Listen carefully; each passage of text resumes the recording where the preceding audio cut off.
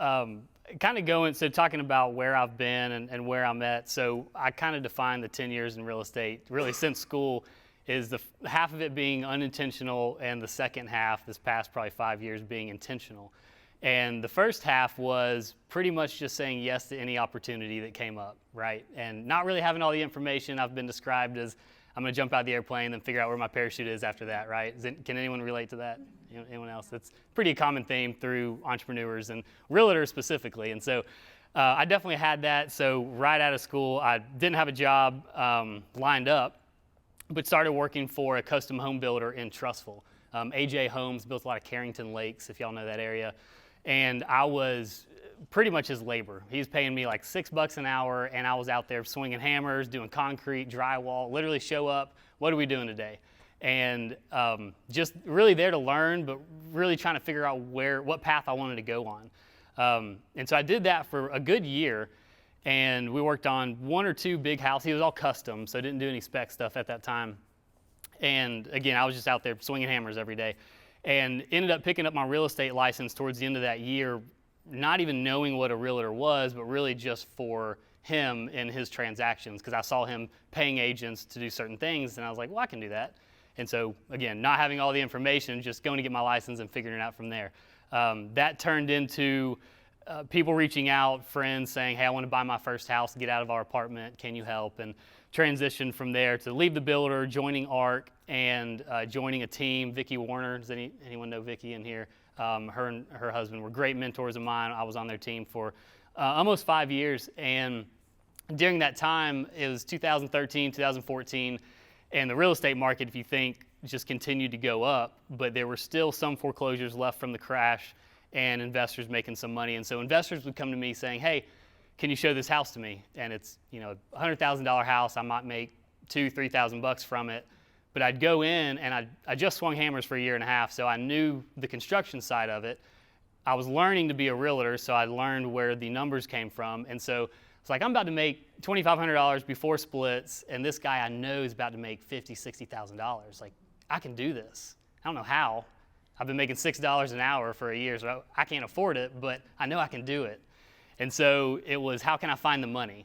And so I just went kind of the private money route, went to my grandmother first, and I was like, I want to do this. And she's like, all right, we're going to record the mortgage, and she funded my first one. First flip was on Yellowhammer Drive in Irondale, if y'all know where that is. And it took me 11 months to flip it, did it all myself, and I made $500. And, right, so I got a $500 education. But my goals in doing that were to do it all myself, to make sure I knew what I was doing and to not lose my grandmother's money, right? Because that would be an awkward Thanksgiving. So I met my goals, right? And I was like, that's it. Like, I can do this, but I'm a very slow learner. So for the next 3 years, I continued to swing the hammers on site while building a real estate business. During that time, I had a couple different partners. Does anyone know Blake Baxter? He's an agent at ARC, Baxter Homes. Rosalie, if you know her, they're married. But Blake and I partnered on a house on Hoadley Drive in Crestline. And in the beginning, we were getting quotes from contractors. And again, I needed his knowledge and just insight to recognize this. But I was paying contractors, 10 to 30% to do the job as I was out there, because some we had to pull permits. And he said, why don't we just get our license? And I was like, it's a great idea. So we both went through the class, got our builder's license so we could pull our own permits, which turned into agents saying, hey, you have your license. We remodel my client's kitchen. So I was flipping houses, trying to sell houses, remodeling kitchens, kind of going 10 different directions, but nothing was really going far, right? Because I was splitting 100 different ways, had the mentality that I can do it all myself, I don't need help. And so I wasn't really hiring or getting help. And so that's where at a certain point, and I got married kind of towards the tail end of that, so at a certain point, something was just going to fall apart. And that was where the unintention kind of turned into intention with what I started doing. So that was the first time I hired a coach in the real estate world specifically, and he just said, look, you're doing way too many things. What do you enjoy doing? Ignore the money, ignore the time. What do you like doing? And it really boiled down to sales in dealing with most clients. Some we would drop, but most clients, and enjoy that interaction. And then I also like the passive income that I could get from rentals. And I started to get into some rentals, some cheaper ones on the front end because that's all I could afford, and I funded those through some of the flips. But I said, flipping's a job, right? Like I've got to constantly be there. If I'm not flipping, I'm not making money. But if I've got rentals and I set them up correctly with the right managers and with the right systems and processes, then it can be somewhat passive, right? And so I saw, and all this time I started listening to Bigger Pockets. Anyone else listen to Bigger Pockets? Yeah, started listening to Bigger Pockets in 2013. It started in 2012. So I feel like, never met Brandon Turner in my life, but I feel like we're best friends because I followed his journey, right? And now he owns, I think, $750 million of real estate. So he's a little bit ahead of me. But following his journey and listening to that, and that's all I would do as I was working, whatever I was doing, driving, still to this day, I don't listen to music, it's all podcasts. And just learning from their experiences and guests they had on and transitioning into, I've got to build a rental portfolio that helps fund my lifestyle and fund my goals so I can sell real estate for fun, right? Because I enjoy doing this. I don't want to be dependent. I never want to be desperate in this industry I want to be able to provide the service to my clients that I think they deserve and it is client first, not really like, oh, I've got to eat, right? I want that to be taken care of through the rentals and investment side and do this for fun. So that all shifted about 5 years ago, started a team at ARC, and then started to focus more on multifamily and commercial rentals. And always said, if an opportunity came to me that I can kind of plug and play and put people in place that doesn't take my time, I'll still do it. So like flipping houses or anything like that, like I'm not going to just straight say no, but if I can take my contractor and say, call me when you're done, like here's my scope of work, call me when you're done, I'll do it. And it's kind of worked out. And if you look at any of this stuff, you'll see maybe it hasn't, but for the most part it has.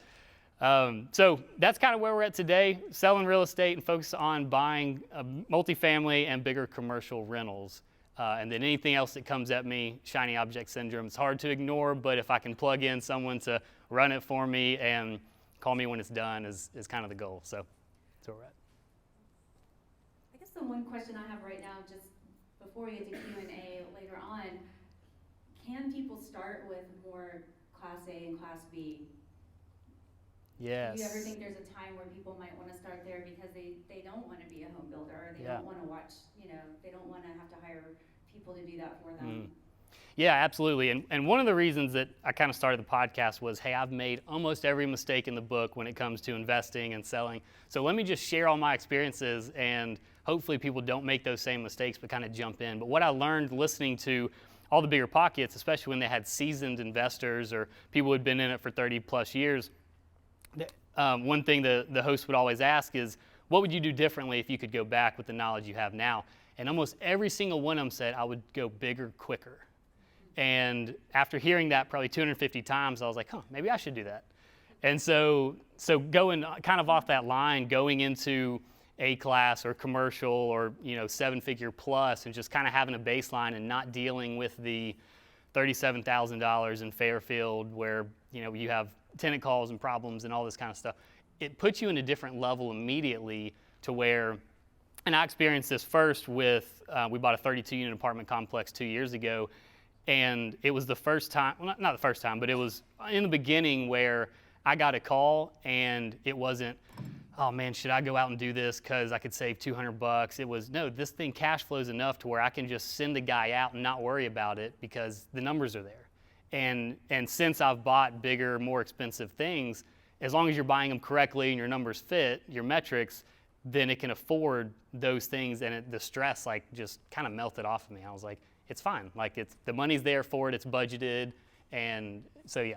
So my other question is going to be, because this is the exact reason I wanted Blake to speak today, because I think a lot of people are under the impressions, we hear mostly people that are talking about the very low end rental homes, and that's where they start. And I don't think that's everybody's vibe, is to be there, right? So I wanted to have Blake talking today because to let people know it's possible to do something else besides those kind of properties, because there's plenty of people out there that can tell you how to do that if that's what you want to do. But I think a lot of you as realtors may not want to do that yourself, but I've also been told as I've been meeting with you guys that you want to figure out how to get your clients interested in investing. And most clients are going to be very scared of a rehab project. The one question I have really fast is, when you went bigger, did you have partners right away, or are you funding everything? Yeah, so I've raised money on 3 different properties.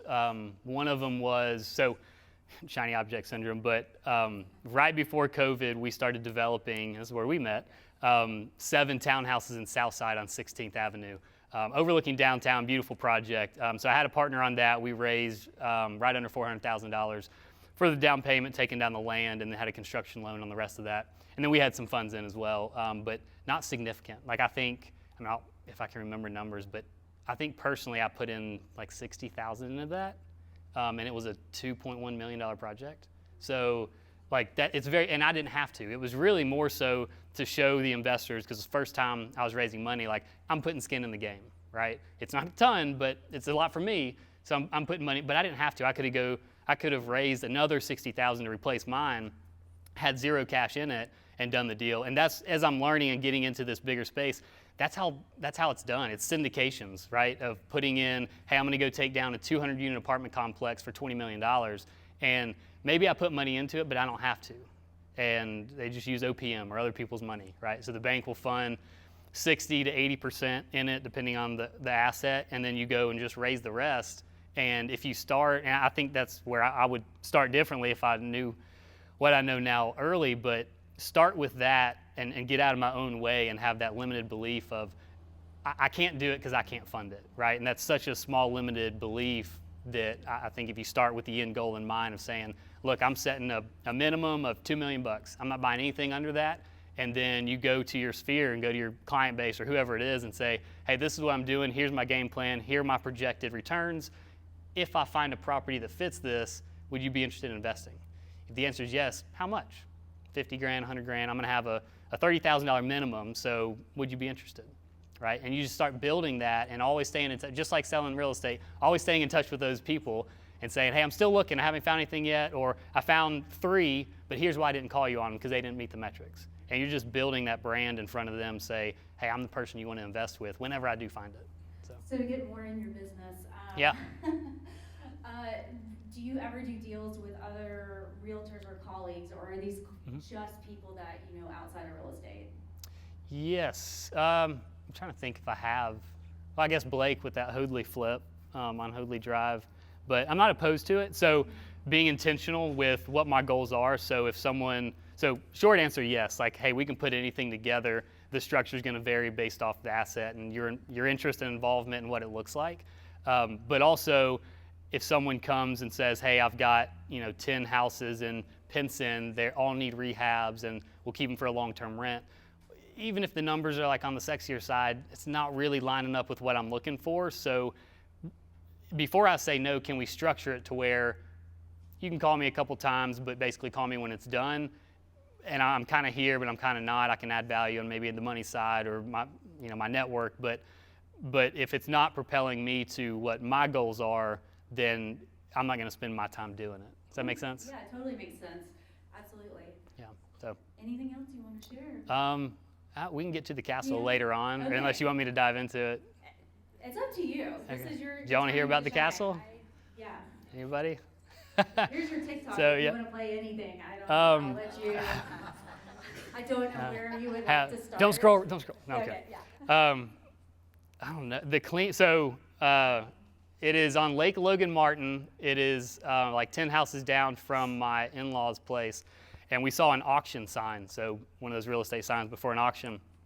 And this was like 7 p.m., probably 6 months ago, so it was getting dark, and you could from the street you could only see it was just woods and an auction sign down this it looked like a horror movie, like this dirt road that went down to the lake, but you couldn't see anything. And we're like, this is weird, we're going. And so we walked down, and like in the middle of the woods, I swear, it's like, I wish I'd have filmed this as like a movie, but this weird castle-looking thing, we're like, this is for sale. Like, we have to buy this. Like, trees overgrown, there's vines all over it, things are falling, but we're like, this is the coolest thing in the world. Like, I don't know what we're gonna do with it, but I want it. And so we went to the auction. It's kind of like eBay, where it was like a Wednesday we were out there. It was like the bidding ends Tuesday at 1 o'clock. And so did a bunch of research. What are we going to do with it? Decided, hey, this would be an incredible short-term rental, kind of like a destination spot. And so had our bids, and there were 2 properties. One was he called the guest house, 3-bedroom, 2-bath, just normal. And then the castle, which is 10 different levels, 4 different buildings, 2 party decks, inside hot tub, just wild. And Is this at Lake Logan Martin or? yes, Lake Lake Logan Martin. Yep. Do you have any pictures? Yeah. So yeah, as I'm saying this, I'll try to show you. But it was a guy. This guy hand built the entire place. So carpet on the walls everywhere. So we started taking carpet off, and on one of the walls in the main entrance, this castle built by Donald Hartman started in 1975, finished in 2005. And I hid things in the walls that are from the beginning of the build. X marks the spot. And so as we're taking carpet off, we're seeing these X's everywhere. But I haven't pulled any of it out because I don't know what else is going to be behind the wall and how much more that's going to cost. And so I think I'm going to picture frame just that and hope guests don't tear my walls up and have that there. But so he, according to the neighbor, wouldn't let anyone help. And so in 1975, he started building this himself, and over 30 years would not let anyone help him. And you'll see, I'm making play a couple videos here, but he would not let anyone help. And every piece of door trim, every molding is hand carved and hand cut. And there's, I mean, you think back, well, I'm 33 years old, but I've got like automatic nail guns and things right now. Everything's like those little finish nails that you hammer. All of it. And it's about 4,700 square feet. So it's incredible. You're welcome to play any of that. Okay. Well, I really don't know what to play.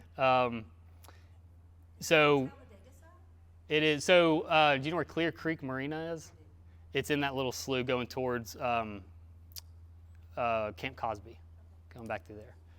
There was one that I had saved, and now I don't remember which it is because it's not my computer. I've got like 14 clean out videos. So I'm on dumpster number 16 of a 40-yard dumpster. And the first 9 was hoarder trash. There's one where you take a good walk through, but I don't remember which one it is. But yeah. Maybe we'll find it in like the break, and okay, I might put something up. But but super interesting. I spent about 6 weeks out there myself, staying one room ahead of my clean crew, going through everything because you never know what you're going to find. And I kind of like doing that stuff. Not the highest and best use of my time, right? I probably lost a lot of money sitting out there going through a lot of trash. But it's, what do I want to do and what do I enjoy doing? And so that's one of them. So anyways, I'll let Mike come up. yeah, thanks so much, Yep. Blake. We appreciate it. Awesome. Lots to do, working through a lot of septic issues that I need an engineer, if anyone knows a good septic engineer. But it's between the 2 properties, I plan to, as long as septic doesn't kill my budget, have a 9-hole putt-putt course and a pickleball court on site as well.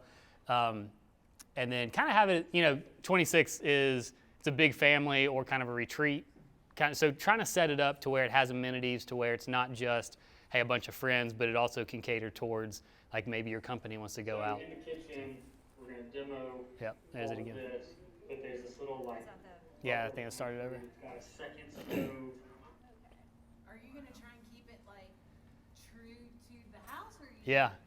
Yeah, so walking through, it's like we can't not have it as a castle on the inside and out. And this guy traveled the world, all over the world, and brought stuff to the house from there. So there's influences of all different cultures and architecture, because the outside of it, as you kind of look through, there's like a lot of German influence, but then there's some medieval stuff, and so it doesn't all flow, but it kind of makes it obviously very unique. So we've got a 20-foot shipping container out there that's just packed full of stuff that we kept that wasn't fibrous or porous, because there was a couple leaks, and it's been empty for 17 years, so it was mold a good bit. So actually this week, all the rough ends going in, but they're also from floor to ceiling just spraying every inch with a solution just to clean everything. You mentioned getting investors for your projects to put money in. Do they have an ownership stake, or are you just paying them a return on their money until the project's completed and you flip it? Yeah, it's a limited partner stake, and so I don't know the legalities of this, but from my understanding, under a certain percentage, there's certain percentages they can and can't own that does not have to be connected to the return that they get. And Mike, you might know more about this than me, but in a sense, they don't have decision-making power, but they're investing. They understand the risk. They could lose it all. It's not like a recorded mortgage or a promissory note, but it's more of an investment to where it's calculated risk on their part as well. Okay. Does that answer your question? I think so. Do Yeah, you want to add anything to that? Qualified investor too, don't they? Yeah, so a qualified investor. So, and well, depending on how I recruit them, right? And so, like friends and family, what's the word? Is it qualified? They have to have a qualified investor has to have a certain level of assets and all that, right? income. I think it's $250,000 or $300 combined of household. Or $1 million investable, Or net worth. separate from their primary home. Yeah, $1 million net worth, not including their primary home. Which, like as I learned going through that process, applies to way more people than I thought it would have. And so the raising money side, obviously it was kind of hard the first time I did it because people were like, why would I give you a bunch of money? But as I gained credibility and started to put stuff like this out that I do, at this point, I'm not really raising money because I don't have a project that I need it for, but I have people coming to me pretty regularly saying, hey, I've got 50 grand or 100 grand, like, do you have anywhere I can put it? And so one of the things I'm kind of wrestling with and trying to decide, is it shiny object syndrome or is it the next step in what I'm doing is should I put together a fund on a very tiny scale of what Mike's done and start going that direction as I start to buy bigger and bigger properties. Okay. I guess my question came from the standpoint of I've seen some of these models where, the person's basically putting out a loan and they're guaranteeing them a certain return on that money they just pay back at the end with all that interest versus do they have an ownership stake in it where they're getting just a percentage of whatever the profit is at the end or something? Yes. So yeah, we've done it that second way where it's not a promissory note, but if we crash and burn, you're going down with us. Okay. Right. Yeah. Chad, another way you can do that is a reg D offering, where you do promissory notes and it's not attached to the property, and you pay a certain return throughout the thing, and they don't get the back end kicker that you just pay. We have a reg D offering right now through the end of the year that you 1 year 6%, 2 years is 8%, 3 years is 10%, and 4 years is 12% return over that time, and we raise money like that a lot. It's a lot. Yeah, that's great. And one thing I learned in that one thing I learned in that process is you, to an extent, have a lot of control on what you offer, right? And so, for us, if I'm looking at a multifamily that already has tenants in it, that does have cash flow, but it has some kind of value add that we're going to do, then I can offer call it a dividend, basically like a preferred return of, hey, you're going to get part of that residual or every month that we're positive. Versus the development like we did where there is no cash flow during it. And so all that payoff is going to be on the back end whenever we sell that last unit where the actual profit lays, then that's where you'll get the split. On the other side of that, so we have a 3-bedroom, 2-bath in South Side that we bought a couple years ago. Had a tenant in, I think for 2 years, and then had a friend of mine that does a lot of Airbnb arbitrage come to me asking if he could do it out of there. And so we're doing it, but I set up and he basically signed a 12-month lease with me for just what I wanted, and then he kind of which was a little less than what I probably could get on the 12-month, but he handles all the small maintenance stuff. Oh, cool. So it's pretty cool if there's just small little things that the guest needs. He manages it. He makes anything above and beyond what he pays me, and we're both happy because now I'm not getting calls that something small happened. Something big happens, it's on me. That's no problem. But so That's cool. yeah. This castle that you're doing, you said you pay $250. What do you think your rehab costs are going to be, and then what will it go for on Airbnb, and how will it have to stay rented to turn a profit? Yeah, that's a good question, and that there's a little more risk in that when I was analyzing, how much can we put into this, what the return's going to be, because believe it or not, there's not a lot of castle comps out there, right? So it was pretty hard to figure that out. So what I did was look at how many are on market or available on Airbnb and VRBO on the lake that sleeps more than 14. I think there were 16. And then kind of looked at those, and the average was $750 a night stay in those houses. So I based all of my numbers off 600 a night. And my goal was to be, with zero correlation between this, but 600,000 all in or less. I'm probably not going to hit that. Honestly, I'm probably going to be closer to 7 all in. But even then, I think I'm super conservative on my 600 a night. Realistically, I'm hoping that's probably closer to 1,000. But even if it's not, I think I've got enough wiggle room in there to where I don't know the exact calculations on returns. On that 750 on the comps, it was like a 53% occupancy rate. So however that math shakes out, I don't remember off the top of my head, but it's definitely a long-term thing for us, especially being by the lake house that is in the family already and being out there. It was a long-term play because it's the flip market for this as well is probably pretty tough. So it needs to stay rented 50% of the year? yeah, that's what the comps were, about 53%. Yeah. No one else? Okay. Oh, Margie, I knew there had to be more questions. I wanted to ask a question about, since both of you guys in Airbnb, how do you overcome the HOAs with Airbnb? Because I actually purchased a property last year with a great idea, Airbnb. To the HOA decided that we can do short-term rentals. Their short-term rental version is 30 days or more, but they won't let you do short-term. So how do you overcome that? I think anybody that is entering the world of investing has to be prepared to pivot at any time because things can change. So where I bought my condo, it's approved. It's been approved for 2 years. It's still fine. But there's talks about changes. So anybody that's in this world, you have to be prepared to pivot. There's ways to do a longer lease and it be fine. There's different sites you can put it on. You can edit the days on Airbnb as well. You just have to change your night minimum to accommodate what the rules are because you don't want to get in trouble for it and be fined. So you just have to be prepared to pivot. Anything I buy because I also feel comfortable about what I'm buying. Like I love it, I'm gonna make money on it, but I also know that most of the things I buy are versatile. They can be one thing right now, they can change later. Meredith mentioned the landing. The landing actually will manage for owners now. So if it's a house that fits their model, they would manage it for you. So you could look at sites like that and see if they would take on your property. Of course, they would take out a fee, but I think they just opened it up at the end of last year maybe, that they took on other people's properties because for the longest time, all the properties were stuff that they were actually renting from apartments themselves, but now they will manage for people. So I would look into them. I would look on Furnish Finder because it's a site that's more popular for travel nurses that stay a little bit longer. So there's other ways to go about it. If you want to reach out to me later, that's fine. But I do think anytime you're in the investing world, you've got to be ready to pivot, and I try to be ahead of the curve. So if you hear that that's coming or you're dealing with it now, just look into other ways that you can do it longer. Somebody I would follow is the Short Term Shop. They are like some of my favorite. Lauren was talking about them at the break because I told her about them as well. They can teach you about other sites that are out there to use besides just Airbnb and VRBO because there's a ton of them out there. Those are just the most popular. So.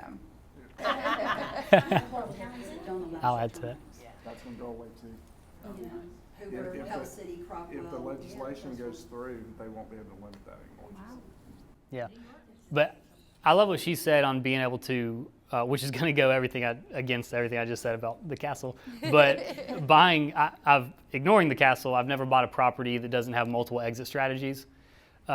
Just for that exact reason is, if it doesn't work as a rental, something changes or rates go down, can I always sell it and can I always just walk away, which leads to a lot less volume. Like I really haven't done hundreds and hundreds of properties, but the ones that I've done, I've really focused on quality over quantity, and which has allowed me to pivot when I needed to. So I think that's huge. One thing I've learned the hard way was, for better or worse, I avoid investing in areas with HOAs because I lose control, and I like control.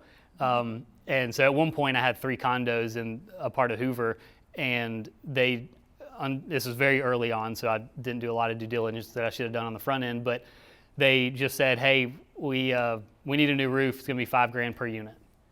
And I'm like, that's my profit for 3 years. And it's just like a lesson that I learned. And I had zero control. I mean, y'all agents know that's just a lien on the property. They're gonna get it one way or another if I don't pay it. So I avoid HOAs, one, because it eats in your cash flow per month if you're going to keep it as a rental, in my opinion. Now they do take care of some maintenance, so you can weigh that. But overall, I like to make sure I can pivot, and I avoid HOAs. The area you're in, how to run numbers, I would look at, because there's a lot of professionals in the space that don't mind talking to you about it. Like, us up here. So going to them and say, what's your experience? What do you anticipate on vacancies, and what's your maintenance, and kind of having those numbers. And then what I tell people is when they want to get into real estate, whether it's short-term, long-term, mid-term, flipping, whatever it is, practice it, right? So set a goal of, controlling I'm all about, metrics and KPIs and controlling my input, knowing the output's going to control itself. And so if I'm on a buying mode of I want a short-term rental, then I'm going to analyze where, maybe I want it in Southside. I want to spend $300,000. I need to go and analyze 10 deals this week, period. And I'm going to offer on every single one of them whatever my numbers hit. So if I want a 20% IRR, then that's going to, my metric that I create is going to crank out an offer price.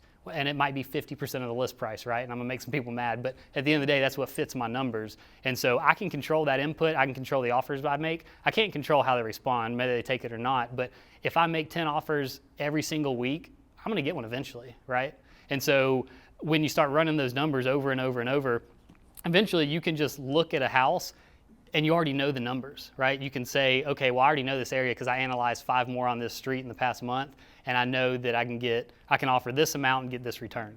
And so I would say just practice it and analyze 100 deals before you make an offer on anything that you're looking at, because then it's just natural. So like you're talking about numbers, but it's just like I'm not a smart person, but it comes with learning and making a lot of mistakes and just analyzing over and over and controlling that input of, like, you can pretty much give me any address, and not the Greystone side of Hoover, but like Bluff Park side of Hoover, and I can tell you like probably what it's worth if we flipped it, if we rented it, just because I've done it 100 times. So getting those reps in and being able to do that. And then on the flip side of it, when you have a client, like I've got someone in California wanting to buy in Bluff Park right now as a rental, and they'll just send me a listing, and immediately I'll text back, hey, that's $2,400 a month.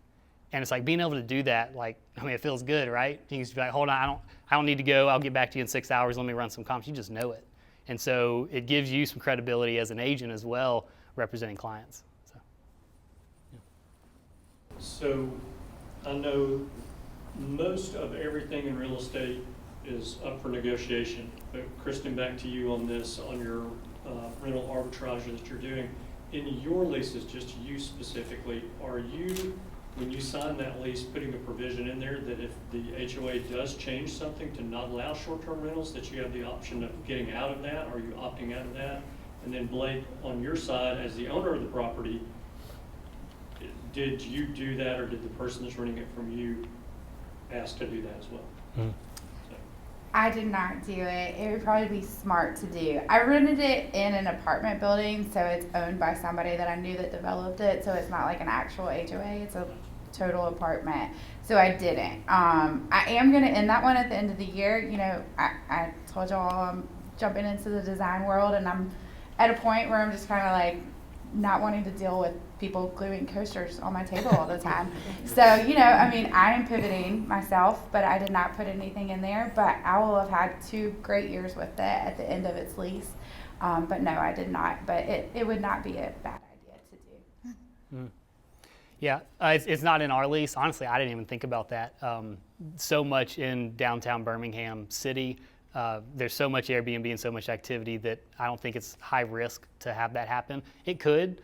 A lot of cities are doing it. To Mike's point, it may get all turned over in the next year, which would, I think, be good. But I don't. At the end of the day, you know, that's my investment, right? And so I want to protect my investment as best I can. If he's coming to me wanting to do this opportunity, I want to make sure that my risk is low, especially if I'm giving him a little bit of a break on what I could get because he's taken over some responsibilities in that management. Then yeah, I want to lock in and lower my risk and make sure my return is what it is. So as the owner, I didn't. If I was on the other side in your shoes, I would definitely put it in there. Mm-hmm.